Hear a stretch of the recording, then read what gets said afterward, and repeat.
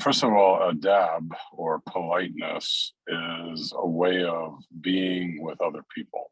In other words, I think one of the things in the West we learned was authenticity, like you be authentically yourself. And that means, if you're angry, be angry. If you're sad, be sad. If you're blaming, be blaming. And so authenticity becomes kind of a sort of a Western approach to relationship. But in the Sufi way, we have something that precedes authenticity. It's called adab. Adab means that you're careful and polite with people's hearts.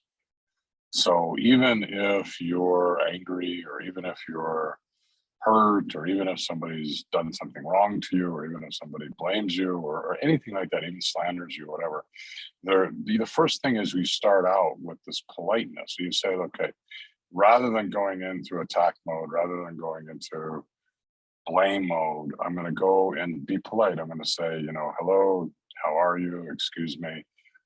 Something's happened which has caused pain in me, which I want to talk to you about. So everything is done from a place of caring politeness for another person, even a person who's wronged you. Now, once you learn that and you start from that place of adab, then you'll see that many, many, many of the problems in relationships just disappear, because if a person doesn't feel blamed, they're open to hearing what you have to say. And if you can share with them in a polite way that you've been, hurt by something that they've done, then they will usually go out of their way to try to rectify what happened. So the adab leads to really good outcomes between people in relationship. And as a Sufi, I find that I always lead with adab in every relationship. It doesn't matter what it is. I might walk into a place, it could be a doctor's office, it could be a supermarket, it could be a place, a restaurant, but I choose to start with the politeness. And 90% of the time, it's immediately felt, it's picked up, it's reflected back to me, and a good relationship starts off between the two of us. They say that most relationships are determined within the first 30 seconds. Sometimes the first 10 seconds, people meet each other and it establishes the relationship. So if your first 10 seconds is, I'm polite with you, I care about you, and I want the best, and I'm willing to be polite with you, that's what gets established between you and somebody else. So these are the Sufi way, and it's really the deep prophetic way of being, which is always to begin with politeness. Adab is actually a light that you learn to create in your own heart, and you learn to speak from it. And it's kind of like, it's almost like rules of the road kind of thing. Like you learn that, you drive on the right side of the road, and you basically in the West, you're on the right side of the road. Well, in the adab, you're always holding this state of politeness that is leading everything you do. So no matter what you're feeling, like you might come back from a retreat, you're full of love, and somebody's in their naffs or whatever, and it's painful to you because you're feeling insulted and you're feeling disrespected, and you feel the desire nature, and so of course your being is going to want to kind of protect yourself.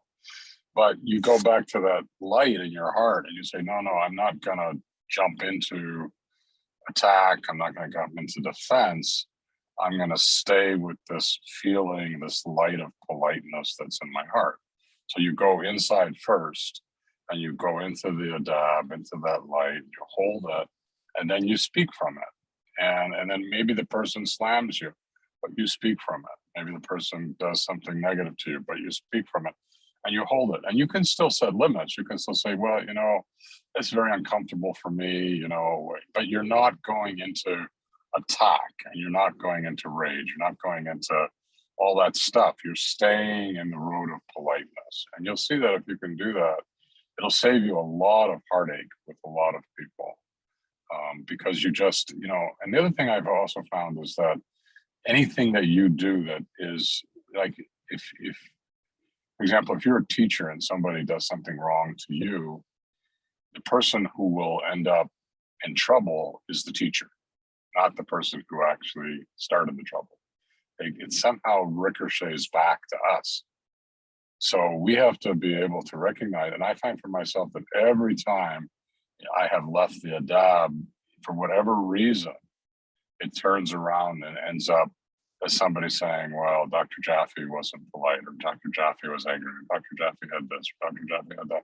And so it's like you have to hold yourself to a very state of deep impeccability, particularly if you're a teacher or a healer, or somebody who has some type of authority in the world. It's very important that what you demonstrate is a high level of impeccability. And that impeccability means to be very, very careful with people's hearts, very polite to people, very respectful to people, and recognize that if you're not, it will only come back to create trouble for you. And so by keeping that politeness, you just don't run into that trouble, just don't hit it. And that's one of the ways we have to be as Sufis. We have to learn to live in the politeness.